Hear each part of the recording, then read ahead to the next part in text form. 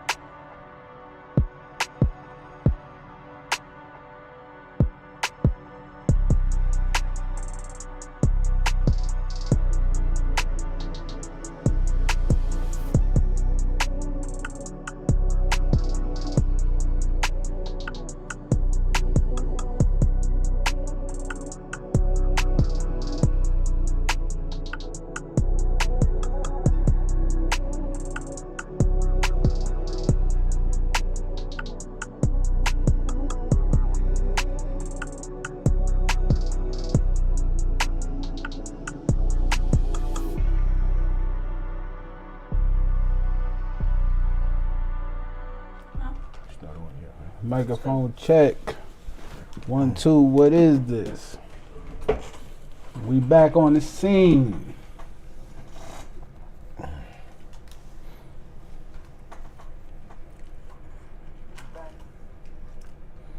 Welcome back to another episode of Knicks Morning Coffee. I am your boy Joe Cole with my partner Mr. King. Yep. And we got Breezy B in the house. Hi.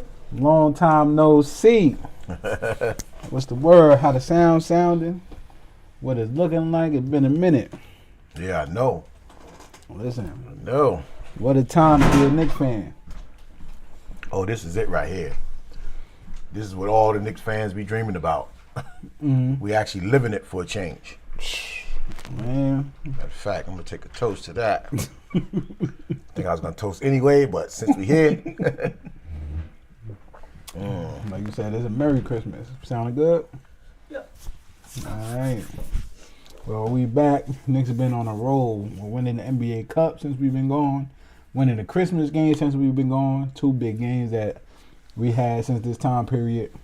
And now we back on the scene. How are you feeling about these Knicks?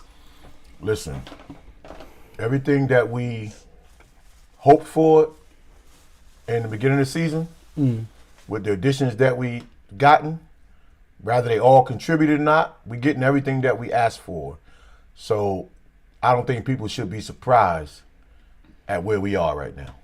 Like, I don't think people should be like, how long can it last? You know, players are playing up to their ability and getting better. As we get better as a unit, individual players are getting better.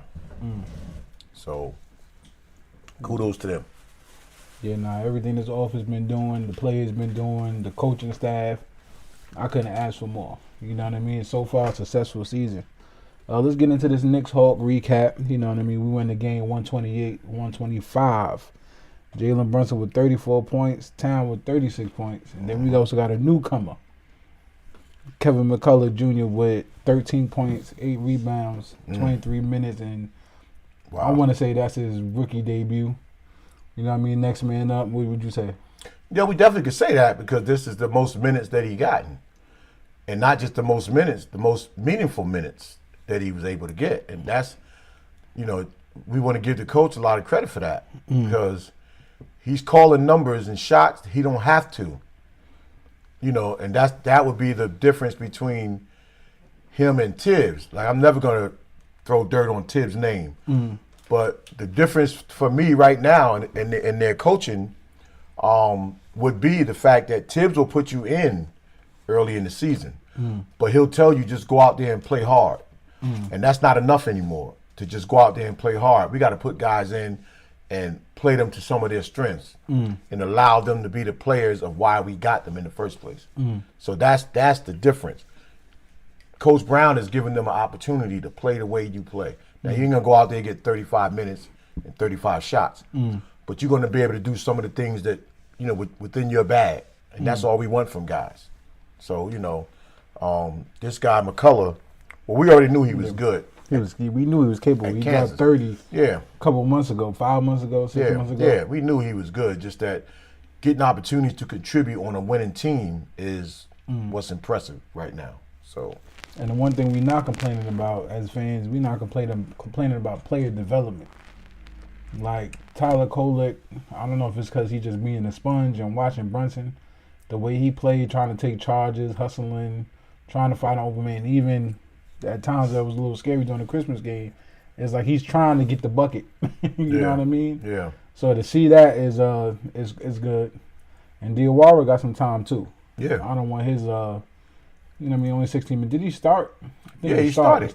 Yeah. And it's funny because you probably remember what I just said last week when he got some minutes in the game, that I want to see him in a meaningful game on the court with Mikal and with OG. Because they could be that kind of three-headed monster that Josh Hart can't be because of his length and some of his offensive skills. Being out there with them could really elevate his game. And I think if he get an opportunity to do it again, to start with them, even though he played well as a starter yesterday, I think we're going to see even more if he gets another opportunity, to start. And with Josh going to be out this whole road trip. So now we don't know which way the coach is going to go. McCullough, he got so many ways to go. That's a weapon that Josh was out the whole. Yeah, this whole road trip. And sprained his ankle. Oh, sprained his ankle. Yeah, and the other day he came down. Josh is an Iron Man too, but the beauty of this team is that, well, because it's not one of your stars, you can give somebody like Josh the opportunity to heal. Whereas before, last year, he'd have told Tibbs, I want to play. And Tibbs would have threw him out there.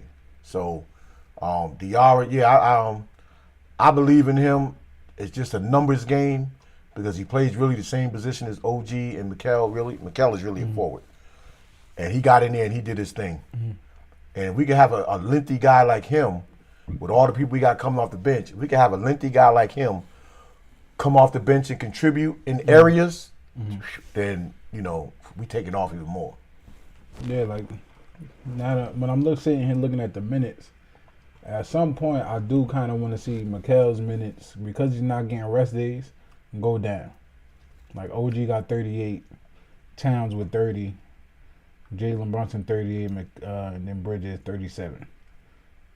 I kind of want to see that, get balanced out some kind of way. If Kevin McCullough going to do that and probably potentially do better, let's try to get him or Diawara that split of, they got 30 minutes combined, but, a little bit more minutes to take some away from Mikal. To give him that break. I guess you can't do that until Josh Hart get back. Well, I think the plan was to give them more minutes, especially as of late. But you got to look at, too, and I know we're going to talk about it in a future segment today. But you got to look at the fact that, we coming from behind a lot. So when you're playing catch-up, a lot of times you're playing catch-up with most of your starters. We can get to it. Well, what was this? What was the part of the segment we was going to jump into? I think this was it. We only got but this two. Was it? Yeah. What was the heading of it? I don't even know. Oh. Anyway, I know I was saying earlier about the Knicks. The guys that are playing, we coming from behind a lot. And when you playing like that, and this is really as of late, when a team is always coming from behind, at some point, and then winning, at some point the tables turn on you. And then it becomes almost a snowball effect. Then you start losing leads. Or like back in the day, we always fought hard to get there, but never get over the hump. But anytime, any team, this is high school, college, pro, whatever it is, if you're always winning pretty much at the buzzer, then that's going to change. That's just a law of averages. So I would like to see us sustain a little bit more in the middle of the game. Even though we're having great third quarters for the first time in our life, we're having excellent third quarters, but for some reason we letting those leads go, and then we got to fight our way back, and we coming back winning in dramatic fashion. But historically tells you that if you keep winning that way, you're going to lose the same way. And something has to give. The game within the game, somewhere we have to fix that, And again, when you're winning, it doesn't matter. But how about you lose 3 out of 4 or 4 out of 7? Now all of a sudden and I like that in the coach's interview yesterday, And he talked about, with all the praise of what everybody did good, he talked about with the Achilles heel is transition defense. And even though we winning, as you play better teams, that's gonna haunt you, and that's really gonna bite you in the behind if you can't fix that transition defense. Because we're not the only teams running; everybody's running. Every team is running, so we ain't doing nothing new. We doing something new for the New York Knicks, but for the other teams that trying to play fast pace, everybody's really doing that. You see the Hawks; they lead the league in fast pace. We just had too many weapons for them around the board. I think that's probably coming from, these kids playing in those, not high school ball. What's the other type of AAU? AAU. I think that's probably what that comes from, because I remember growing up, AAU and even playing in with Coney Island, the Marbury tournament and all that. That's nothing but fast paced, run up and down a ball. You know what I mean? I don't think a lot of these places is playing just a set, run these plays. They just flying up and down. So now it's translating into the NBA today, because now they're starting to realize you got to work with what you got and stop trying to make these plays into other players. I know that was the fault with the Knicks a lot over the years, and maybe that was the fault with a lot of these other players. Well, yeah, AAU, and that's a lot of talk now. AAU killing the game, but a player, and even though young players, they don't have the right, they don't have the know-how, but an older player, you got to know that you got to get into the lab in the summer and you got to practice. Now, of course, you're supposed to play. You get better by playing, but if you got a skill you got to work on or something you're trying to develop, then you creatures of habit. And if you're not doing it in the summertime and you only try to just start doing it in training camp, it ain't going to manifest. You got to get out there in the summertime and you got to get in that hot gym or in that hot sun and you got to work on your game, whatever it is. Because you can look at a guy like OG and you can tell he works on his basketball game. You can tell it in the way he play. You can tell it in some of his movement. I like when Brunson said last week that he go around and he play in games, but he has to be in the gym by himself with his trainer to concentrate on the things that he know he needs in the game. And that's what we can't say players aren't doing it, but I know the one summer league, when you're watching it, that's good development for the players when they go out to that Rico Hines tournament out there in LA, because he'll have a theme. It might be the drag, it might be something that the star players, when they come to that gym, they're going to get the ball a lot to work on that specific craft during the full court game. And the focus will be on them. So, if AAU is good, I'm not knocking AAU. I just think that players, some tournaments you can't play in, you got to take time off and work on your game. And that's how you get better. If you want to help your team. Conditioning, running, jumping, all that's fine. But if you don't have a go-to, as much as the NBA is fast-paced today, you still got to have a go-to. And without it, you're not going to play much. Hustle only gets you so far nowadays. Don't get you that far. Well, listen, if y'all tuned in, make sure y'all like, comment, and subscribe. You know what I mean? We back. We're going into the new year. So what that means is Knicks going into 2026. I think that's probably the topic you was alluding to. You know what I mean? We can go anywhere with that first. I don't know where you want to take it, but... Well, I mean, for me, looking at 2026 is you want to improve on 2025. And right now we are, and I was looking at a stat when I was looking at the Knicks record this season. Now, to me, we haven't played all the most exciting teams yet. We played some, but we haven't played a whole lot of them. But in our last 25, our record is 22-9. And every year since we had Patrick Ewing, I just remember when for a couple of years we would be 18-8, right? So even though we would be 18-8, the Bulls would be, like 25-2, something like that. But I always said that was a barometer for me of a good season. So now we got to that this year, even though when we got to it, we was past the 8th win when we got to 18. So then I said, okay, the small steps for me is I want to be 25-10. And right now we 22-9. So in our last 25 games, we're 20-5. So 20-5 is a sign of a good team. Any way you stack it up, but you want to be able to go into the new year improving on not so much the record, but improving on the things that got you there that could get you over the hump. And one of those things is consistency. Like when we score 25 or more, we're 11-1. When we score 30 or more, we're 7-0. So that means if we are efficient, meaning we see what Cat and Brunson going to give you, what the middle stuff for OG and Mikal give you, with Josh Hart, Deuce, and what's our other 6-man? Clarkson? Yeah, what they give you. If that could keep you in that 120, 125, then we're going to win most of those games. And that's something that we're capable of doing it, but we're only capable if we're going to be efficient. Efficient in our shooting, efficient in our running the floor, and our efficiency in the extra pass. Those are the things now is going to be our staple to keep us not just in games, but winning those games. So 2026, the way we closing it out, it really looks bright because individual players are getting better. And coaches, when they show one of their practices, and I ain't trying to dominate the conversation, but they showed one of the coaches' practices where, again, different from Tibbs. He's not just saying go out there and play hard. He's talking to them about take advantage of the opportunities on the floor when they're presenting themselves. I need you to do this, this, and this. It's specific. He had long talks with Deuce before the season. This is what I need you to do. He had talks with Mitch, talks with individual players so they can go out there and do the things that they're capable of doing. And that's the thing that I'm loving about this team. You know, we know Brunson is the man and we know Cat is A2 or however you want to put it. But they all know that they're a piece of this puzzle.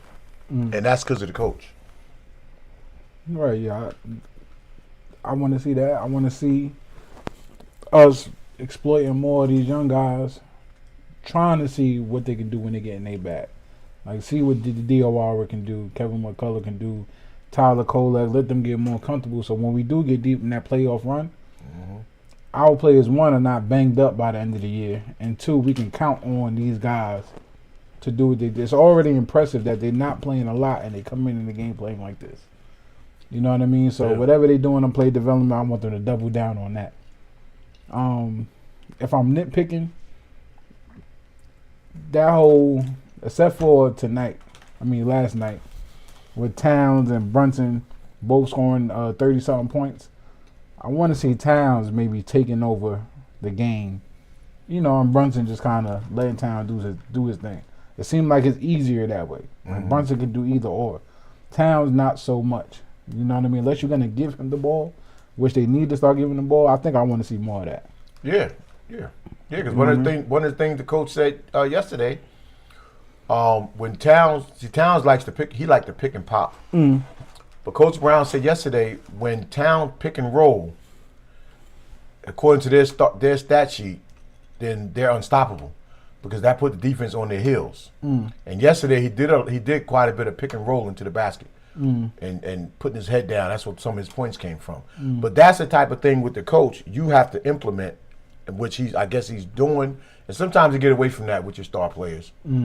Star players have a tendency to get, especially big men, they get pouty if they ain't touching it. If you remember yesterday, there was a point where Towns was almost like throwing his hands up. I forgot which young guy it was. He was posting hard, but he didn't get the ball. And he like flapped his arms. But it didn't stop him from staying in the play. So that's where your coach come in at, you know, directions during the game. Okay, pregame stuff that you talk about and the walkthrough. But during the game, you got to keep your guys engaged because they'll go off, you know, on other things. Yeah, because I'm pretty sure that is the talk. Because when I seen Tyler Kolek overlook him a couple of times in one of the games, like 2 games ago, I didn't like that. He's in the post. I always say if a big man in the post and he's hungry like that, you got to give him the ball. Yeah. You know what I mean? It's not like how Mitch is just being a team player. And he now understands that he gets hurt a lot probably. And this is probably the best he's going to probably even get input in. If he wants money, he's probably going to have to stay with the Knicks and just do what is it that they're asking for. You know what I mean? So now with Towns, he knows I'm going to do this no matter where I go. Give me the ball. Yeah, you got to. Now, sometimes a play might be for Towns to be the decoy, especially with Kohler. And it might have been Kohler yesterday that kind of waved Towns off because he want the guards to get their feet in the paint if the jumper's not there. So again, Kohler could be following orders and sticking to a game plan that star players go away from, or he just could be saying, "Hell, I feel it." I feel it, and then listen. Yeah, I'm getting mine. Well, the other time, coming back. I think the other time when Mike Brown told him, he said, "You 3 for 10. If you're gonna be shooting all that, you need to make some." Yeah. And then he was like, "What, like 8 for 12 or something like that?" He said, "I made something for you." Oh, you know what I mean? Yeah, but damn, I'm looking at the Jets Patriots score. That's crazy. I ain't even. But yeah, I ain't even want to look at it. That was crazy. But you know, where I was going with it. No, I think they just got to get aboard the Towns and let him work. I just want to see more of that. So this is yesterday's stats right here. It is yesterday's stats. Okay. So y'all got 16 minutes. Man, he got more than 16 minutes. Because it was all the other stuff. Kohler got 23. Kohler got 19. It seemed like he had more than 18 minutes. All right, that's good balance. Yeah, I see McKell and OG. Right, I see where their minutes could go down a little bit, but again, when you're playing catch up. Yeah, I think because there was no heart, and then Kevin McCullough, you just put him in. But I hope, they talk about these statistics of Towns in the paint, and I think there's a statistic we talked about last week. Y'all didn't see, but of Jordan Clarkson, if he jump off 2 feet, he make more of his shots and stuff like that. But then, why they don't see the statistic that every other Knicks fan see? Yeah. Every other Knicks fan I talk to at work or on the street said the same thing about Towns. Every other Knicks fan I see talk about the same thing when they talk about Diawara, Tyler Kolek, Mitchell Robinson, hell, even what's the guy that everybody said they was gonna love, the big man? 40? Oh, Yabusele. Yeah, I feel bad for Yabusele. You know what I mean? So I feel like why they don't do the statistics on that. We talk about it all the time. Like, what made these guys so special in high school and college? And y'all steady trying. I know everybody can get the ball, but there is intangible stuff that people do that make them who they are. Like, some players figure it out faster than others. McHale figured it out. You know what I mean? He went from role player to star, from star to role player. And then when you need it from him, you got to figure out what put him in the best position to win. Yeah. You know what I mean? If the players can't figure it out, because sometimes I know they can't, then the coaching has to figure it out. Yeah. And why them stats never say that? Well, I think in but before I get back to that, because we had almost 30 assists yesterday, and that too is almost where we have to be, because we hang our hat on offensive rebounding and second chance points. Like that's our thing that keep us afloat. But like in Yabusele's case, that's a situation where, and I'm his guy. Like he was probably one of the, next to Clarkson, our biggest pickup for me. But I think the disappointment for him, because he's rebounding, maybe hit occasional 3, but I didn't think he came to the Knicks expecting to play fast. I think he came to the Knicks thinking that he was going to be like a man in the post or the mid post, the pinch post, something like that, getting the ball and wheeling and dealing and getting some jump shots. I didn't think he came here thinking that, I'm going to be running up and down the court the way that I am. And he has his thing going into the new year is that he's going to have to adjust to that. Because even in the playoffs, it don't slow down until the second round, maybe going into the third round now. That's when they stop running. So his value, if he's still on the roster, we are not going to see it unless he got to find a way to pick up the pace and stay engaged in this game. But I think they are. I think this team is slowly but surely getting guys, letting them play the role that they capable of playing.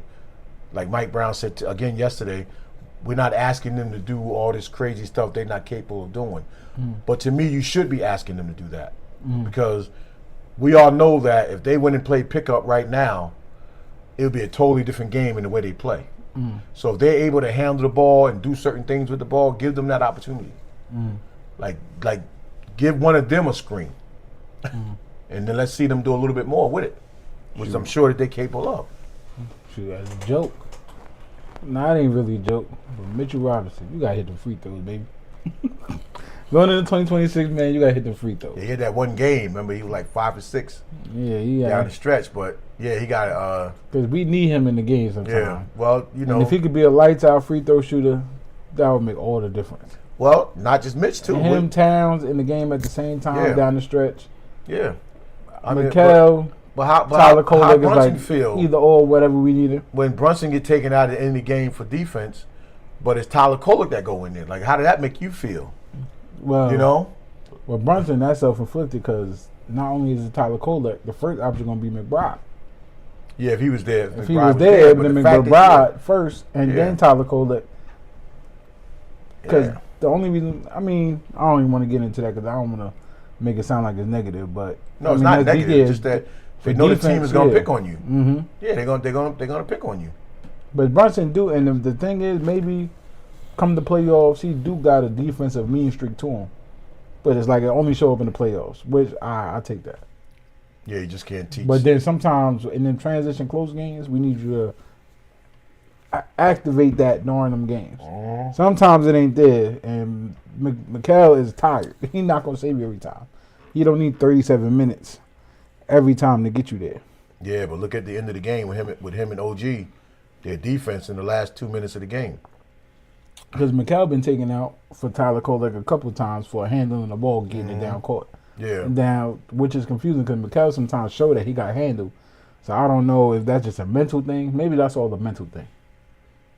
To a degree, because when guys are picking you up 3/4 court, and just because you can handle the ball doesn't mean you can create. So Kolek can be in there with Brunson, and he can create off of that. You know, a true point guard, you can pick me up high because I can still maneuver and get the ball where it got to go. Whereas a forward, they sometimes have to turn their back to the basket, or as soon as you get up on them, they got to get rid of it right away. And that's just how the game is. So those moves that they're doing, those are good moves. When you're running, it doesn't matter who's bringing it up. But when they're picking you up full court, 3/4 court, you got to have some type of handle that's not just handle, but handles that can create. So when they run somebody at you, you're not flustered. The play still goes on, and that's what Kolek is giving us. And I like that Brunson is recognizing that with Kolek, that Kolek is able still to play his game with Brunson on the court. We didn't get that last year. You know, Kolek felt too in awe and too like, I have to feed, the star player. Now he's able to take the ball and do what he got to do with it with Towns and Brunson on the floor. And that's player development, but that's also the player recognizing that these opportunities that I'm getting, I may not get them again. If So you make everybody happy, they're going to say put you in the game anyway. Yeah, That's what I would say. Uh-huh. I would say, it's game stretch. Everybody got to get touches, put Kolek in the game because he's going to see the open man. He just can't get carried away like that game. He couple of air balls trying to take the game away. But I like the way he With directed Jordan traffic. Clarkson, I don't really like. See, they got to do a better job with him too. The 21 minutes, only 3 points. But I mean, You know what you got him for. You got him for the but big he's mostly getting his 10 to 15 points every game now. Past 10 games. I mean, or so. I guess you couldn't get it because Kevin probably don't get 13 if he get 20. So I mean, again, if you're gonna slack, have a game where, because he's been steady in his team points, but if you're gonna have a game where it's slack, somebody else is getting it.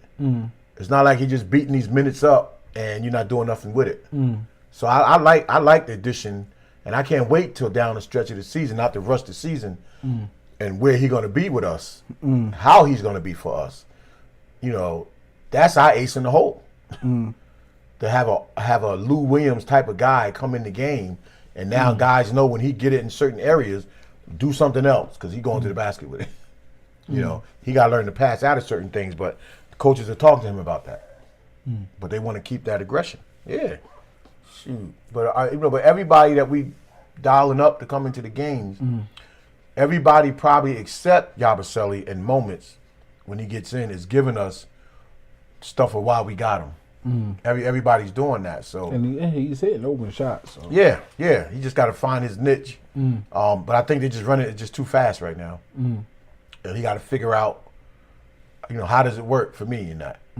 So, And then we got Jalen Brunson surging to superstardom going into 2026. Yeah. That boy good, man. He's that boy good. That boy good. Yeah, because if we got to compare him to the other all stars the in the clutch league, games with the step back. where you put him? I'm putting him. I'm talking about East and West. Where you East put and him? West. I'm putting Brunson top 3. Top 3. And even when I say that, no, yeah. y'all gonna wanna. I'm talking to the fans. Y'all gonna wanna say Luka, right? Or Shea. Yeah. So if you put them 1 and 2, I'm not gonna be mad. But then, I'm sorry, I'm not putting Steph Curry. Yeah, I definitely put him top 5. I'm putting Jalen Brunson top 3. No matter where you want to put him, the impact he having on the Knicks, the way he's hitting these games. I know the bias is there because we Knicks fans, but so what? Oh nah, he proving it. I'm talking about he proving it. But what I'm saying is, I put him 1A, 1B with Shea.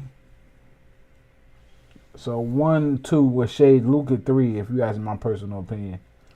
And then, let's see, we got Steph Curry, we got Cade Cunningham, Devin Booker has a point guard. Let's get Tyrese Maxey. I might put him above Stephen Curry right now. What y'all think? Yeah, I wouldn't argue with top 3, only because somebody might not be thinking about, but I put him ahead of Maxey, and I put him ahead not on basketball ability, but clutch and what he's doing for our team, and what he's doing consistently down the stretches of a game and his leadership. Yeah, I shoot. I don't think nobody can argue with that. It might be better players, but as a team, point guard leading our team, and that's even if you want to put Jalen Brunson in the traditional point guard sense. But what he's doing right now, yeah, Shea. And I'm putting Shea just because what Brunson is doing, I don't know if nobody doing that. Shea, he's getting whatever point he wants. And right here, saying he averaging 32.7 points a game, and playing defense.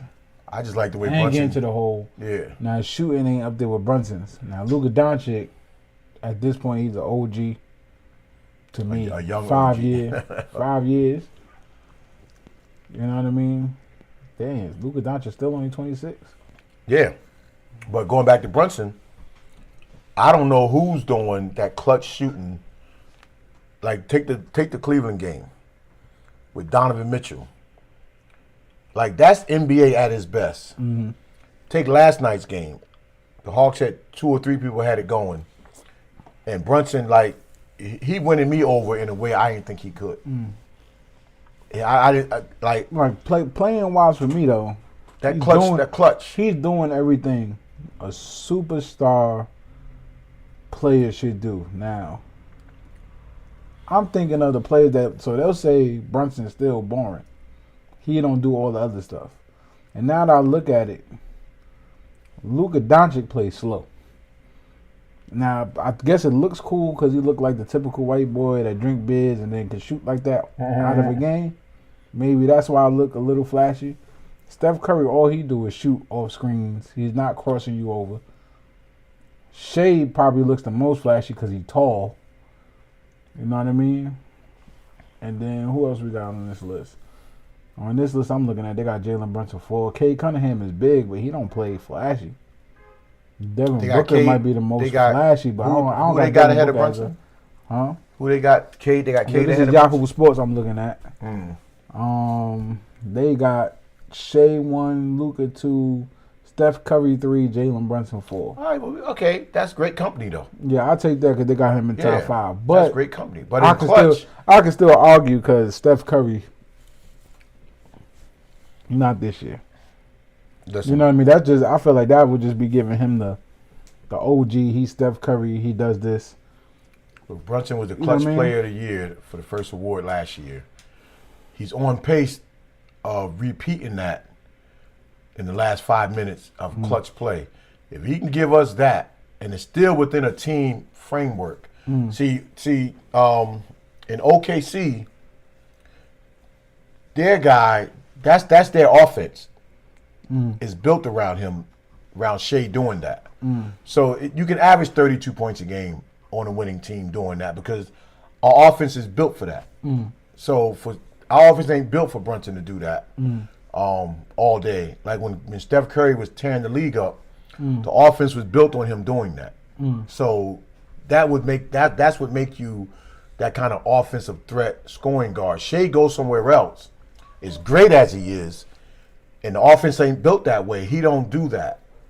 You know what I'm saying? Like the triple screens. Every time you take your man, there's another screen. You just constantly taking people through, and he got one left hand, right hand floaters. It's excellent the way he do it, but again, that's their team. You could take him out of that game and where their team might be at. What Brunson is doing, it's in the epic of our team flow. Yeah. And even though they know he's gonna do it, guys are still moving. They're not just standing there watching him. So when somebody cuts, Brunson still hits them. Listen, I know when you think of like Melo, Paul Pierce, even AI, like certain players, you know what they're gonna do already. They can tell you they're gonna do it, and the fact that you still get it off, put you in a whole nother category for me. Yeah. Brunson from now on is in a whole nother category because he can tell you, I'm going to do this, and you know statistically I'm going to do this, and I'm going to hit the shot. Yeah. You know what I mean? Now, the shots he's hitting, if you miss, you hate him. If you make it, you love him, but he done did it 3 times in a row. Because he's playing amongst the trees without going over the top of people. Like, he's not a small guard now. I was watching something this morning a few years ago with Becky Hammond, and these are 2 different shows talking. Becky Hammond, and then also another one with Kenny Smith. And they're saying how a team will never win with a small guard as your lead player, like Brunson. And now, just a few years later now, you see how all that, I mean, Isaiah Thomas, he wasn't really that small, but he was a small guard that won as the best player on his team. We see with Brunson, they named Allen Iverson couldn't do it, Steve Nash couldn't do it, they named somebody else. But Brunson is showing that in today's NBA, it could very easily be done. Because his height don't got nothing to do with the way he play. He plays off of pivot and instinct. And when you got them type of combinations and you're efficient at what you do, like when he backs somebody down and do that spin for the shot, that fadeaway, he doing that on everybody. It don't matter who guarding him. And his percentages would have to be up there in the high 80s if they had to put it through the whole game. So what Brunson is doing, no other guard in the NBA, and I'm gonna take Shea out of this one because their offense is built that way. No other guard is doing that. Even Donovan Mitchell goes over the top of you a lot of times. Brunson go right at you, right at you. Even though he's gonna fade away at the end. So yeah, if I had to redo that list, I ain't never gonna argue if they put somebody behind Steph Curry because that's Steph Curry. So you could put him at 4, but everybody know he's at least 3 if that's the case, or maybe make a case for 2. You know, they're not going to put him ahead of Luka. They're not going to put him ahead of Shea. They're just not going to do it. So if that's the company he in, which they number somebody else's opinion, but then you in great company. You know? So now they got to put respect on Brunson's name. I think that by doing them 4 is putting respect on his name. He's media, you know what I mean, out there. You know what I mean? He's making you laugh, whatever. He's putting on a show at the Garden, or off the Garden every time. All right, so speaking of media making you laugh, what do you think? You asked me the question because I hadn't seen it at first. Well, I did see it live. What do you think about what Josh Hart did to Brunson at the Cup game championship? Nah, he was wilding. He definitely. And now listen. First of all, Josh Hart, pause. We ain't been on here in a minute. Listening to the wife. The wives is extra pause. Listening to the wives. It seemed like that ain't the first time. That's what I'm saying. This extra pause listening to the wives. Yeah, so they go around doing that. And I told you, I said this probably, if we had a Patreon, we needed a Patreon episode because why? Because that's crazy. What we gonna say? He's sticking his thumb up somebody's ass. What we gonna say different? Like that's Josh. But this is what I didn't like about it. The because he's getting catapulted into stardom. Not just that, but don't take away from the moment. Like, okay, the Cup. Looking back later on, you're gonna say, yeah, we were the 3rd team to win the NBA Cup championship. Because it don't mean a whole lot right now. The first one meant a lot, but don't take from that moment. let alone why would you even do that on national TV, right? And you're in the front of the camera. Who's not going to notice that? So, but why would you steal the moment away from what it should have been? Like, and kudos to a lot of people for not talking about it, but to keep it basketball. But Josh, you do that out front. Like, you should have been fined. That type of prank on national TV, trying to build a cup game, and it's the Knicks finally winning something. They should. The team should have fined you, and the NBA should have fined you. No, I don't think that he should. I mean, but I know, but don't. We've had such a hard cloud over our head for so many years. Why steal that moment? Luckily, it didn't even go viral, right? So I mean, it did. I mean, it ain't like all everybody talking about. It did. Like, it didn't go as on viral. every show, every episode, every segment. It didn't go as viral as Jalen Green humping his friend. It didn't go as viral as, I mean, Dwight Howard doing questionable stuff on the court. But, I think when it went viral, a lot of these college players and people that went to college, it's like, that's the stuff they did. You said that to me. I don't want to get on it on a regular YouTube. Yeah. Maybe we make a Patreon later, but I know you said something that I think that should have probably happened is Brunson's father probably, had talking both of them. Yeah. You know what I mean? Because now talking to the wives, like I said, this will make you feel like it's some college thing. When you listen to them talk, they laughing because they know this is how y'all play. You know what I mean? Like, listen, I've been in the dormitory for years in my college days. I don't never remember nobody doing crazy like that. If this is what they do now, then yeah, not the brothers is what I'm saying. they brothers. Yeah, they brothers, but you know what I mean. We're gonna see what I don't want to disrespect nobody because I ain't disrespect. No, I mean Knicks. Yeah, we a Knicks, but we ain't that much of a Knicks. Yeah, but it's you got your hood brothers and you got the ones that a little far out from it. That play like that. We don't play like that, but Josh Hart, don't do that when we get a ring. No, don't do that no more. Yeah. What y'all do behind closed doors? I don't care what y'all do. Let me stop. Yeah. I ain't gonna. I don't care what y'all do. Just get the ring. You know what I mean? And if y'all won, I'm gonna say Illuminati. So it's all right. You know what? What you got for us in the kids' corner? So what? Oh no, just give her this one. I got it. Okay. Hello, everybody. Hello. Say it for Kids Corner. The first question is, which player's game do you think the coach has the most influence on? Which player's game do you think the coach has the most influence on? I would have said something different if it was Thibodeau, but being that it's Brown, I think the players he got the most influence on is OG, Mikal, and Mitch. Yeah. And the reason why I say that is Tibbs always praised what they brought. But I think when Coach came in and let them other guys know, Brunson and Cat gonna get theirs. The things that y'all bring, the intangibles y'all bring to the game, I believe, and I know he's had conversations with them about their roles. We don't win. Like y'all got a taste of it last year, right? Of the past couple of years of getting to that threshold. But if y'all don't bring these type of things every night, and we don't win, and not the fact that I'm telling y'all to bring it, I'm telling y'all that what y'all bring, Mitch with your offensive rebounding and your intimidation at the rim, OG with your all-around play and your clutch, shooting and your stellar defense. Same thing with Mikal at the point that you could take over a game if we asked you to. Those are the things that we need to win. Yeah, Brunson and Towns gonna do what they do. All stars do that. But I think the impact that gave them the confidence to come out there every night the way they do, and we can mention other people that he influenced, the whole team. But I think now they know, and especially with OG, who wanted to be the star. Okay, I don't have to be the star because the coach recognized that we don't go nowhere. Now, it's like a mother telling all their kids, you my favorite child. But you tell them all individually. I think OG feels he let me know that without my contribution, we ain't going nowhere. So I'm one of the stars of this team in my role for the Knicks. You know.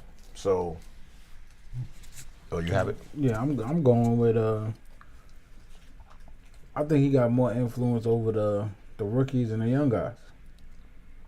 He we don't see what player development for the Knicks. We just guessing because what Deuce is doing. You know what I mean? And now Hawk Porty, Tyler Kolek, now seeing what they doing. But now it's translating on the court, right? He pulled Hawk Porty out the game with two or three quick fouls. And spoke to him on the side and put him back in where he should have been sitting down. You know what I mean? So the fact that they even tuned in and looking to him and listening to every word he say, I think he got more influence over the young guys. Yeah, I would. And he's playing them. So to play them and for them to step up to the plate, they listening to somebody. No, I definitely don't argue. I wouldn't argue that because one of the things we know with all the players, which we talked about earlier in this episode, that he's telling them certain things in practice and in conversations of what he expects from them. That's why I say, and again, that to me, there's not a wrong answer because I believe he influenced the whole team. My take is on those other guys, the intangibles that the young guys are bringing.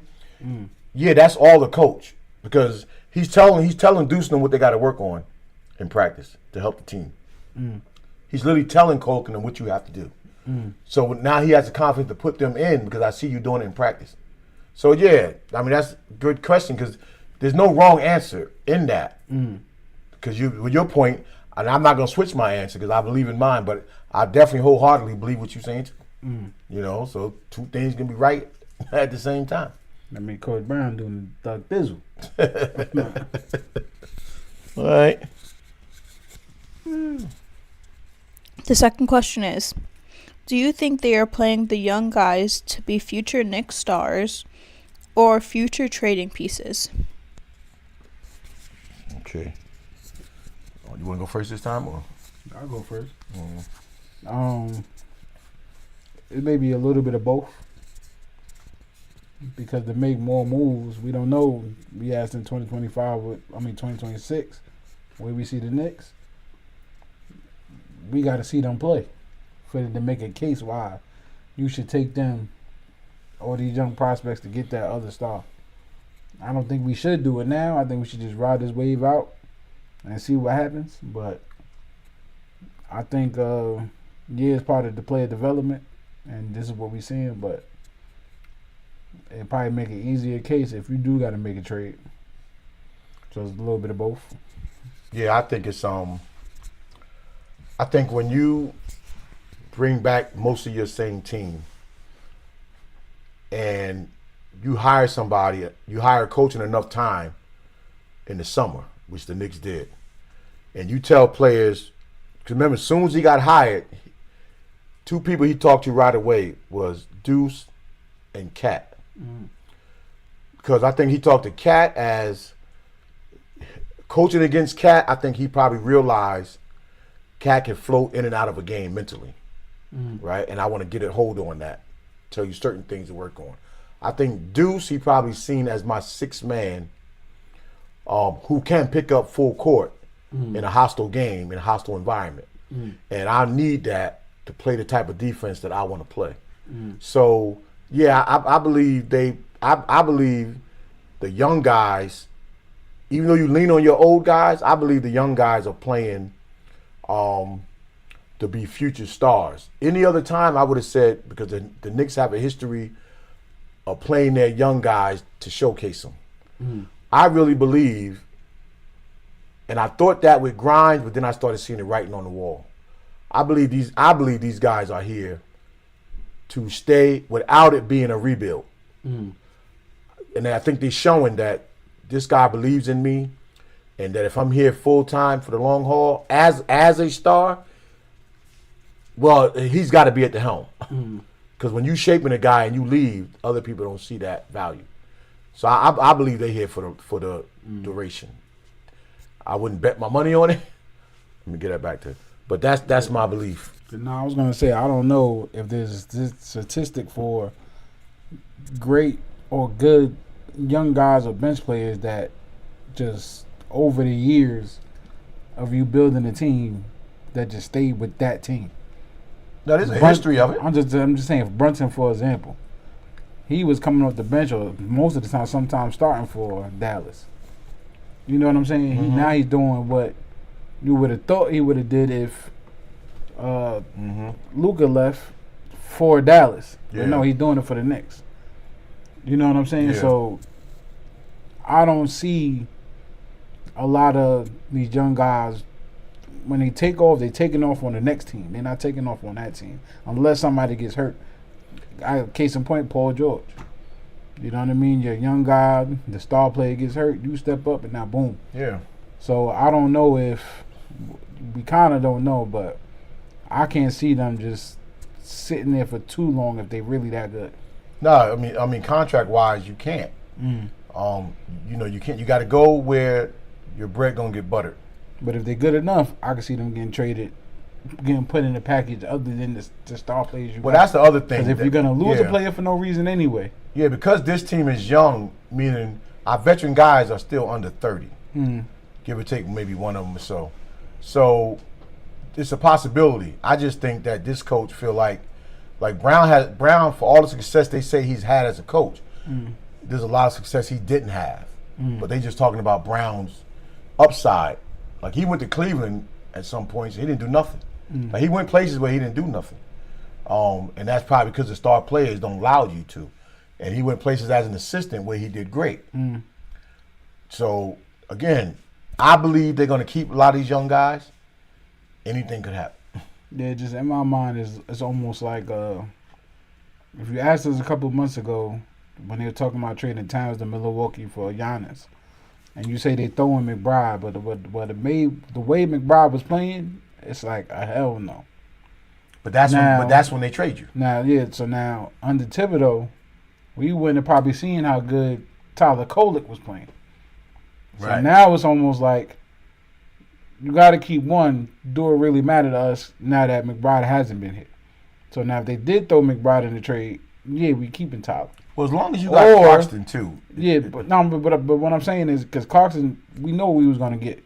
Tyler Kolek, as a young guy, you still don't know how he's going to perform. The fact that he's letting them play, and the Knicks is letting them play, that's what I mean by, all right, this could be trading opportunity and keep. It's like a both. Yeah, because you don't know until. Yeah, but this is the ticket with Kolek and them. If I'm telling you, I'm a veteran coach, even though I've been a head coach on and off. I'm telling you in practice, and I'm pulling you to the side. I'm telling you what to work on. I'm telling you, this is your value to this team. These are the things you did in college. This is where we can use you. Now, when I'm putting as a coach, when I'm putting my stamp on you, and I'm telling you what to work on, I can use you. When you go practice, knowing that I'm a man of my word, I'm practicing different. I'm working on my craft different because now I know I'm going to be used to that. I'm going to get an opportunity. I'm not just coach blowing smoke up my behind so I can be a good practice player to make the other player better. I know he's going to use me where he said he's going to use me. So that's the difference. Like, we got to give a whole lot of this to Coach Brown, who we find out he was nowhere near on their list, really, of the person that they wanted. But sometimes, the stuff that you think you don't want end up being what's best for you. And Smooth Operator, no, this is definitely not the Heat channel. Oh, what did he say? No, he says this the Heat channel. Thank you for joining in. No, I don't think no joining. There's no damn Heat channel. Ain't no Heat channel, but Yeah. we beat them? Huh? Yeah, we beat them. We beat them. So I don't know. And we turned up the heat on them. and I was worried about the Heat too. The Heat is always gonna make me worry about them, especially you talking about a guy like Giannis might be going Ain't there. no way. You got another one for us? This is my last question. What would affect I'm sorry. What would affect the Knicks championship run more? Injuries or trades? What would affect the Knicks? What?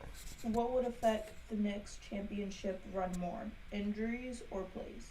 Or trades, sorry. Oh shoot! I already know. I go injuries. I go trades. Both depending on who gets injured, because we see in short spells we can play without any of our guys. Now in clutch play we can't play without Brunson, but you still have Towns. Trades I don't like our chances, because now guys got to develop again. You talking about trades, and you talking about it's going to be a major trade if it's a trade. So I don't like the fact that I don't want to make a trade unless it's got to really, really make sense, not just for the long haul. It's got to make sense for this year because the window of opportunity that they always talk about, it's right here in front of us. Unless they trade in Jabba or people that's hurt. Yeah, if they're not a rotation player, if I'm talking about rotation players, guys are finding a groove, and they're only going to get better. So we got the Miami fan in here. Maybe we trade Yabusele for Bam Adebayo or something. Oh, hell, I go help Yabusele pack. Shit, you kidding me? I help him pack. And I throw in a free McDonald's gift card. And I throw in Diawara. I throw in Diawara and Yabusele. Let's take Bam. Yeah. Let y'all help I'll rethink y'all situation over there. I'll let Deuce drive the car for him. Shit, that's a whole different thing right there. So they ain't gonna. Pat Riley's never gonna give the Knicks nothing. You already know that. But yeah, that's that. Either one would be devastating to our run. But I think we can survive an injury more than we can survive starting all over to a key player. Oh, okay. I mean, I still see. I love the way Cat playing, but if we got Giannis, I don't think it changes anything. We less shooting maybe. No, that changes a lot. That puts so much pressure on the defense that what you would have to do with your other guys is they would have to shoot 500 to 1,000 jump shots a day in practice, because he's gonna command so much driving to the basket. And if he's a good free throw shooter, the and ones are gonna be ridiculous because the guard ain't gonna hype you up so much that every time you get the ball, he might say, "Damn, the drive and kick. I'm just going to the hole." So, but again, that contradicts everything we said. I think OG gets more shots though. Yeah, drive and kick. Everybody gets more shots. But remember too, he always had Brook Lopez pretty much, to his right or left. His big man, when he drives, big man pops, and he finds him for the three or the reliable three. So now, as great as Cat can shoot, when you have to make it, can you make it? Yeah, true. It's a whole other ball game to shoot threes when you don't have to.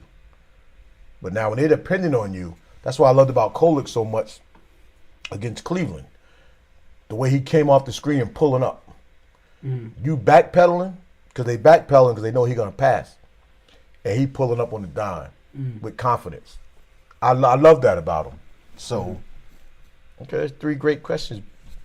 That was it? Bree? Well, listen. Thank you for joining us. When y'all see this, we'll be back. And when you see it, like and subscribe. I know it's late, so this morning coffee sometimes gonna be at night. It's gonna be night morning coffee. Or afternoon. You know what I mean? This iced coffee. Don't worry about it. Well, we're gonna toast to those, especially those last 2 games, that even though we fought from behind, the Knicks put us in a playoff atmosphere several times already in this young season.